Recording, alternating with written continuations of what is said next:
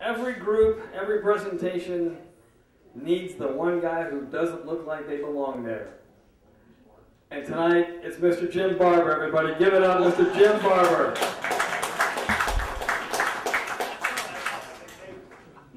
Thanks very much.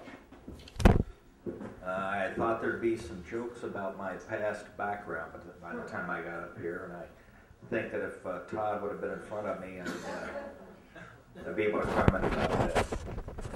You'd be much more Gary. Let me tell you something, Todd. I was a flight attendant for 20 years, and I was as close to gayness as any straight man can get without being penetrated. I was so close to gayness that I would look out sometimes, and the only thing I could see between me and gayness was Steve Polgar.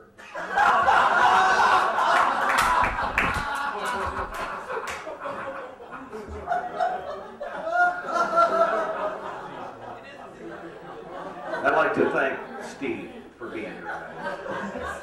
Look at this guy. He's a good-looking guy. He's young. He dresses well.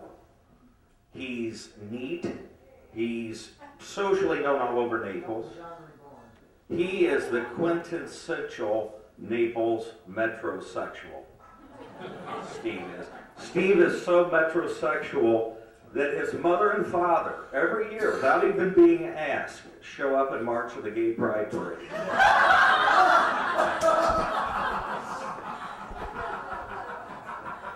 Steve is so metrosexual that he's been debating for years whether or not he should come out of the closet, just be honest about it, and let his friends and family know he is straight.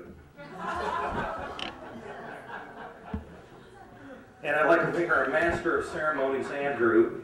I tried to come up with some more material on Andrew.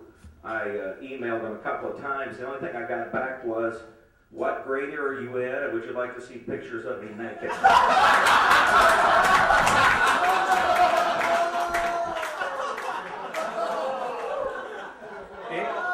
Andrew only found out about tonight's event when he was on Craigslist to hit the wrong key trying to respond to an adult gigs ad.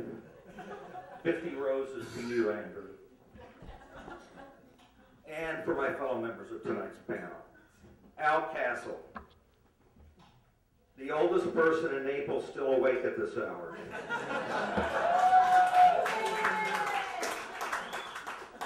Al is so old.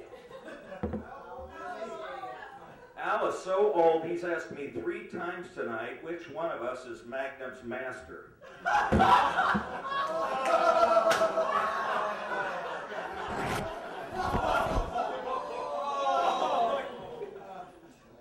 You know, though, even at his age, Al still holds down a full-time job, answering the phone every day at 1-900 Fuck Me Silly.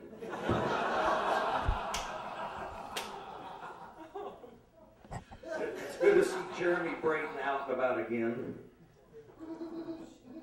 Jeremy's kind of a party animal, so I've been told. Jeremy, though, he's only been drunk one time in his life. One time. It started when he was 12. And Magnum was here on the sofa a while ago. I have followed Magnum's career for 2 days now. Ever since Jason sent me the YouTube link. And I've got some advice for Magnum. Don't give up the day job at the Goodwill store.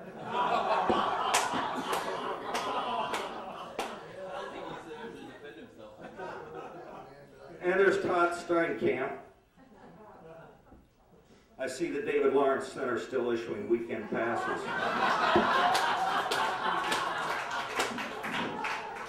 Todd. Starts at 6 on Friday. Todd.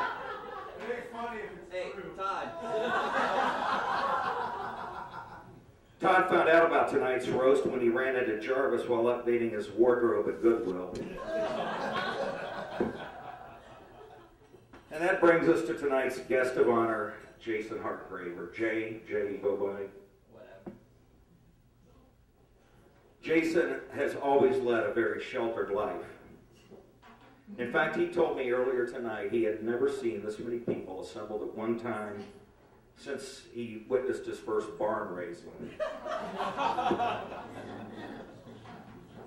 Jason has had more ups and downs in his life than Al's penile implant.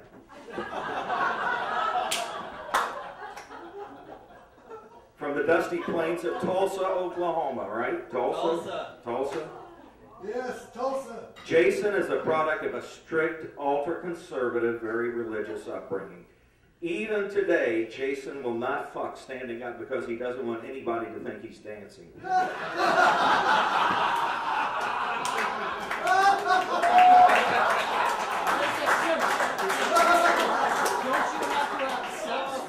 Yes, you do. I'm going to get to that part.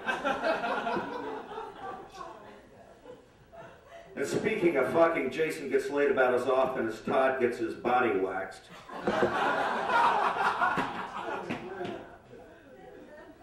Magnum handles more soiled bras and panties in 1 hour at Goodwill than Jason has his entire life. Things are looking up, though. Earlier, I saw Andrew giving Jason some tips on how to pick up hookers on Craigslist.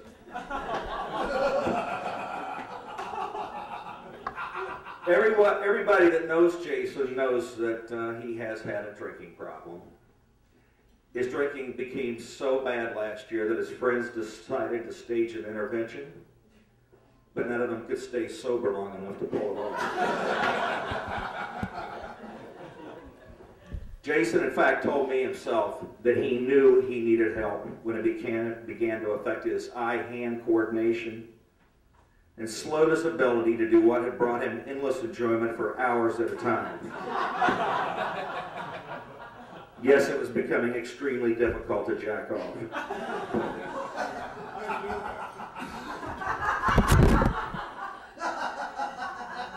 You know things are out of control when you depend on Jeremy to be the designated driver.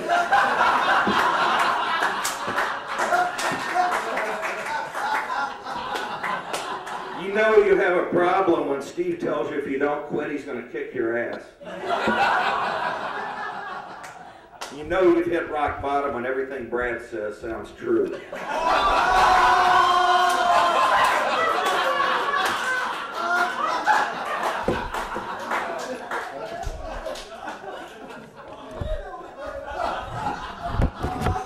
Speaking of Brad, he and his wife are expecting their first child. And it hasn't been easy either because the Department of Children and Families, in an effort to reduce their future caseload, offered a free vasectomy to Brad, and he had a big decision to make.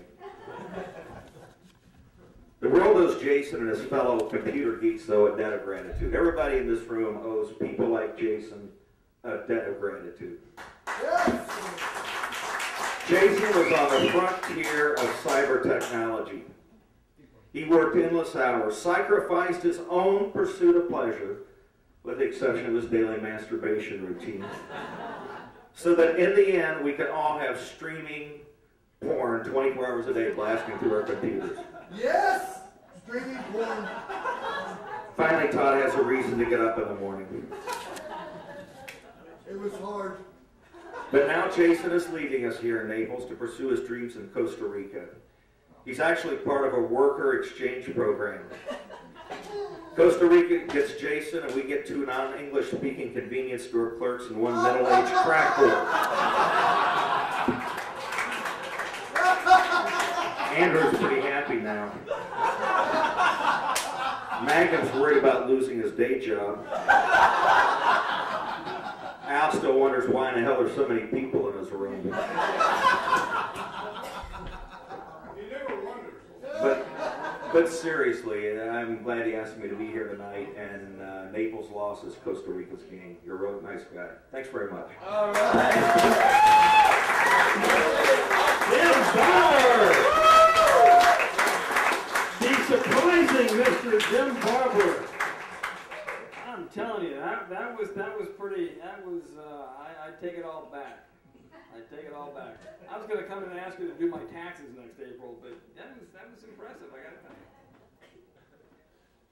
No joke, just impressive. Yeah. All right.